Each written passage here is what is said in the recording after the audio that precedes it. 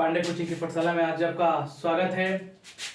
और आज मैं 10th क्लास का जो संस्कृत का एग्जाम बिहार बोर्ड में होने वाला है उसको लेकर जो कुछ महत्वपूर्ण जो निबंध है, लेख है या पत्र है या प्रश्न है, उसको लेकर मैं यह वीडियो आया हूं।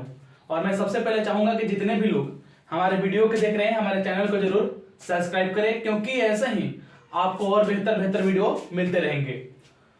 तो बात करते हैं कि संस्कृत का जो कल एग्जाम होने वाला है उसमें आपको निबंध आएगा, अनुच्छेद आएगा, जिसको हम अनुच्छेद कहते हैं। अनुच्छेद आपको 4 अनुच्छेद देगा। जैसे मान लीजिए कि एक अनुच्छेद हमने दिया है जिसका नाम है आदर्श ग्राम। दूसरा मान लीजिए दे देगा पाटलिपुत्रम। तीसरा दे देगा मान लीजिए कृषि। चौथा दे दिया और मान लीजिए आपको कोई पर्व, जैसे होली आ रहा है, ठीक है ना। तो यानी 4 आपको अनुच्छेद देगा, ठीक है ना। और 4 में से किसी एक को आपको बनाना होगा। तो जैसे मान लीजिए कि हमने आदर्श ग्राम को इसमें लिखा है, आएगा आपको लिखने के लिए कि किसी एक पर 7 वाक्यों में निबंध लिखे, अनुच्छेद लिखे। तो जैसे मान लीजिए कि आदर्श ग्राम है, कहता है कि इसका लिखना होगा कि मम आदर्श ग्राम अस्ति। मम आदर्श ग्राम अस्ति यानी मम माने मेरा, आदर्श माने आदर्श, ग्राम माने ग्राम, अस्ति माने है। यानी मेरा जो गांव है वो क्या है? आदर्श गांव है। अस्मिन कृषक निवसन्ति यानी यहां पर किसान निवास करते हैं। अस्मिन माने यहां पर, इसमें, ठीक ना। यानी ये जो गांव है इस गांव में कौन निवास करते हैं? किसान निवास करते हैं। ते कृषि कार्य कृत्वा जीवनम यापयन्ति यानी ते माने वे लोग, कृषि कार्य माने कृषि के कार्य यानी खेती, कृत्वा माने करके, जीवनम माने जीवनम, यापयन्ति माने एक तरह से व्यतीत करते हैं। यानी वे लोग कृषि का कार्य करके जीवन यापन करते हैं।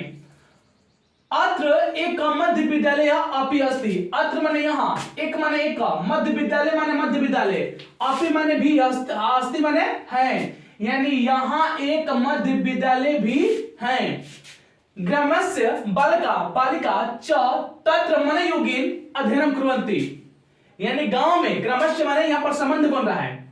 तो संबंध में क्या होता है? षष्ठी विभक्ति, यहाँ पर षष्ठी विभक्ति दिखाया गया है कि ग्रामस्य बालका बालिका च तत्र मनयोगेन अध्ययनम कुर्वन्ति यानी गांव के जो बालक या बालिका है, ठीक ना, वहां क्या करते हैं? मन योग्य अध्ययन करते हैं। तत्र एक पुस्तकालय अपि अस्ति। तत्र माने वहां, एक माने एक, पुस्तकालय माने पुस्तकालय, अपि माने भी, अस्ति माने है। यानी वहां पर एक क्या है? पुस्तकालय भी है। एक रात्रि पाठशाला अपि अस्ति यानी एक रात्रि यानी रात के समय के लिए पाठशाला की भी वहां पर व्यवस्था है। तत्र एक पुस्तकालय अपि अस्ति यानी वहां पर भी क्या है? एक पुस्तकालय का व्यवस्था, यानी एक तरह से एक पुस्तकालय है। अयम ग्राम मह्यम रुचते यानी यह जो गांव है क्या होता है? मुझे बहुत अच्छा लगता है या रुचता है। रुचते माने अच्छा लगता है। तो स्पष्ट है कि जब आपको कल जब संस्कृत का पेपर आएगा तो वहां पर इसी प्रकार का आपको क्या करना होगा? आपको तैयारी के साथ जाना होगा और आपको याद रखना होगा कि 4 आपको देगा, ठीक ना। और चारों में से किसी एक पर क्या करना होगा? इसी प्रकार से देगा और आपको एक विषय पर अनुच्छेद लिखना होगा। फिर आएगा पत्र आएगा।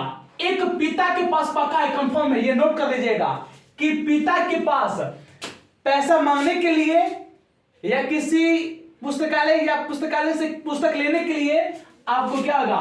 पत्र लिखने का आएगा, ये कंफर्म रखिएगा पहला। दूसरा पत्र आएगा प्रधानाध्यापक के पास। प्रधानाध्यापक के पास छुट्टी के लिए, ठीक ना। प्रधानाध्यापक के पास छुट्टी यानी अवकाश के लिए, अवकाश के लिए आपको आएगा कि प्रधानाध्यापक के पास छुट्टी यानी अवकाश के लिए पत्र लिखे। तो वहां पर आप क्या करेंगे? या तो बुखार, जिसको हम ज्वार कहते हैं, ठीक ना, संस्कृत में ज्वार करके क्या करेंगे? ज्वार का हवाला देकर पत्र लिखेंगे। कम से कम वहां पर 2 दिन का छुट्टी के लिए आएगा। या आप वहां पर अपने बड़े भाई का शादी का जो समय है वो दिखा देंगे कि शादी में बिजी रहेंगे, उसको लेकर। तो ये जो आएगा आपको संस्कृत में लिखना होगा। फिर आएगा संवाद भी दे सकता है, संवाद भी दे सकता है, चाहे वो महंगाई हो चाहे कोई सांस्कृतिक कार्यक्रम हो, ठीक।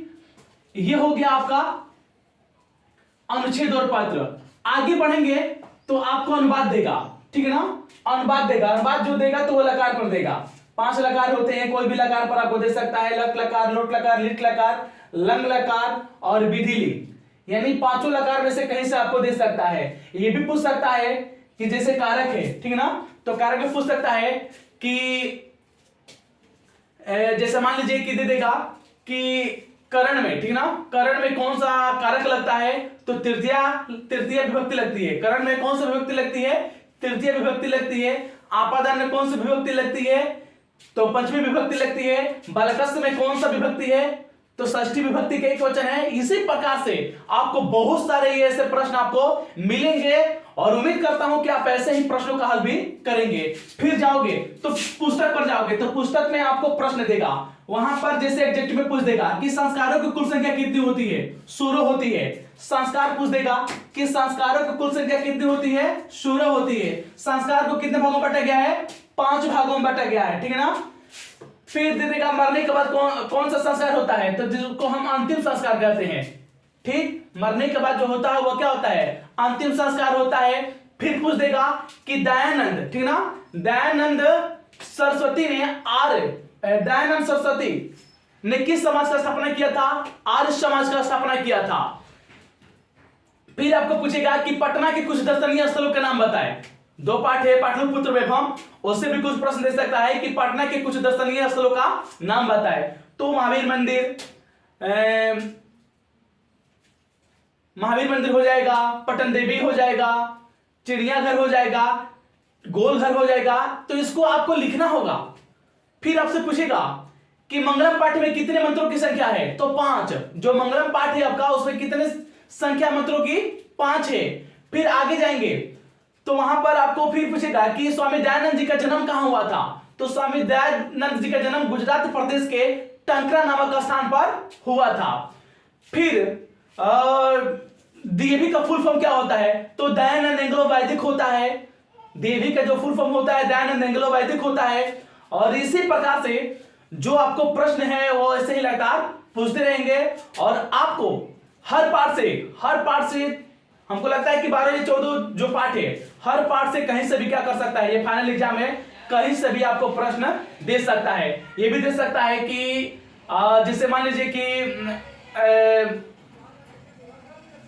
आज 2 देश क्या हो रहे हैं, आपस में टकराव हो रहे थे, तो देगा कि किसके बीच में शीत चल रहा है, होता है। तो आप कहेंगे कि 2 देशों में क्या होता है हमेशा, यानी शीत एक तरह से जुबानी जो युद्ध होता है, ठीक ना, वो चलता रहता है।